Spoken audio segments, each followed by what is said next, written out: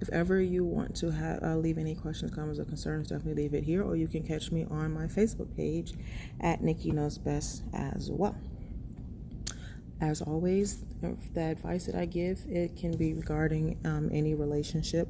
However, it is relationship advice. 9 times out of 10, it'll be regarding significant other, husband, wife, whatever, ever. But a lot of times you can also reference it for your children, co-workers, family members, however you can utilize it in your life. My goal here is 1, to keep relationships together. 2 is to give you advice on how to do that. This evening, I would like to discuss relationships with our children. As you all know, I do have 2 wonderful little boys who drive me the fuck crazy. But there's nothing that I wouldn't do for them, and I would never change my decision for having them. One thing I have decided to do as a parent a while ago is pertaining to me and my children's relationship is 1, allowing them to voice their opinion, so to speak, allowing them to have a voice in this relationship that we have. I know some parents still believe in the old school way, children should be seen, not heard, and things like that. Have you ever noticed that we that were raised that way, that we end up having a lot of trust issues, and we end up being introverts and a lot of other things when we become adults? And that's simply because of how we were raised. We weren't able to voice our opinions. And then, it can even be something else, whereas you have issues as an adult, as far as just blurting things out because you've kept them inside for so long. It can be a lot of different things that can and will affect you as a child. What I believe when it comes to children, and like I said, understanding that we were children ourselves, what I believe when it comes to children is, for 1, when each child is born, they're already born with their own personalities, if you look at it. And our jobs as parents are to build and help them grow on those personalities. Is not to beat them down, is not to demean them, is not to be jealous of them, but it is to make them better. We are not making ourselves out of our children. We are making completely different individuals. So the way you were raised may not work for your children, especially in this day and age. So what do I mean by allowing your children to have a voice? For 1, I've noticed, especially in my peers, or I guess younger, older, it really doesn't even matter. You find when you get older and then you start talking to your parents about things that took place when you were a child, and how you tried to tell your parent what was going on, and they either said you had an active imagination, or they thought you were making things up, or you always a liar, so they didn't believe you. And then they find out later on that you have been molested for years. That's one scenario. Another one can be that the child was threatened and they couldn't say anything. That's a completely different situation. However, I must say this to you, parents. If your child starts acting out of character or different in any kind of way, that is a cry for help. And you need to be paying attention. It is your job to pay attention, because it is your job to keep the child safe. If you're all of a sudden getting calls from the school about your child and you know you've never had this happen, start investigating. And I'm not saying this is always going to be the case, but you just don't want it to be that your child become a teen and now you got a problem teen, and then later on you're trying to figure out where this resentment came from. Everyone cries out differently. Some act out, some actually verbalize it, and that's when they need to be heard.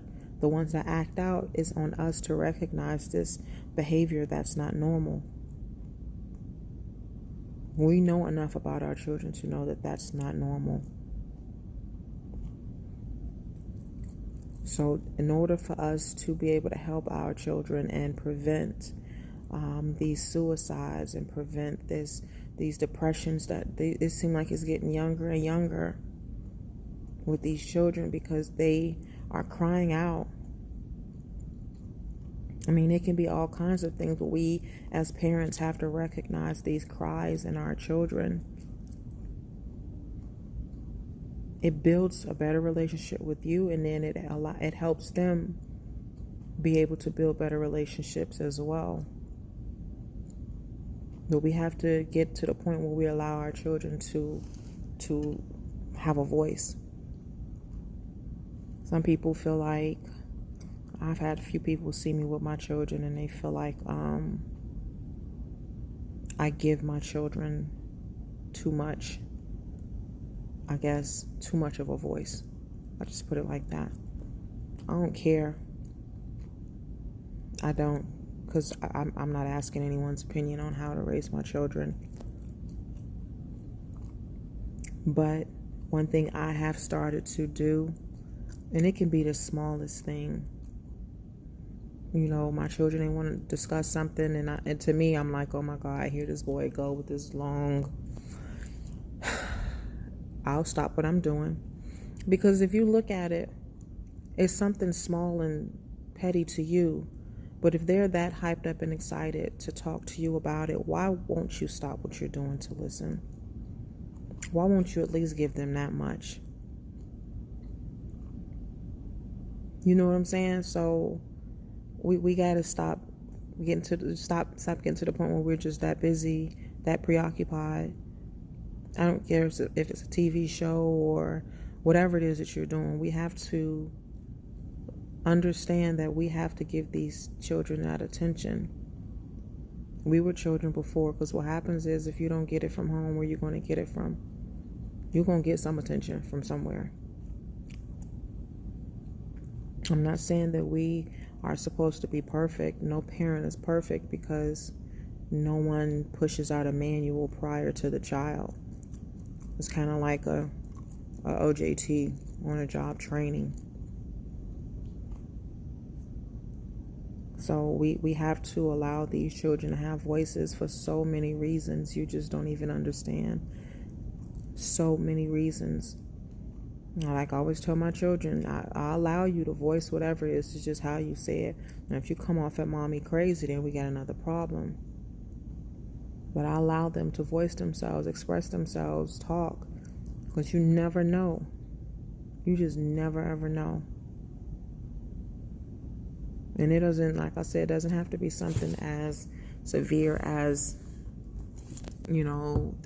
someone touching them or, bullying them. It doesn't have to be something that severe. But at the same time, we're here to help build people, build character. And what better way to do that than to allow someone a voice? Oh, like I said, this is just my advice. This isn't coming from someone that doesn't have children. I have children, and I'm still learning as well. But keep that door open for them so that they can understand and know that they have somebody that they can go and talk to. A lot of us didn't have that growing up. I don't fault my mom. I love my mom. That's my best friend. But as a child, I couldn't go to her. So I went to a friend's mom when I needed to talk. And that crushed my mom. And I explained to her, this is once I became an adult, I explained to her why I didn't talk to her about some things. And I told her flat out that she scared me.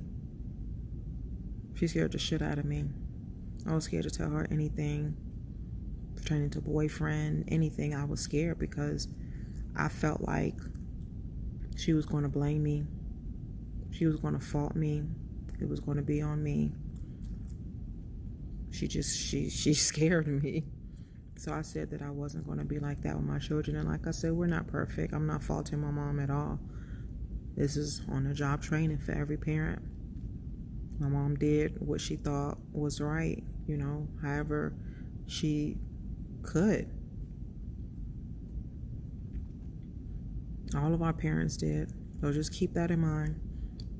As always, this information and advice just comes from me. I did not get this from anywhere, anyone. If you have any suggestions for any topics, definitely leave them here. Please like and subscribe to my page. I would appreciate it, you guys. Or you can catch me on Facebook and Instagram as well under Nikki Knows Best. You guys have a great evening.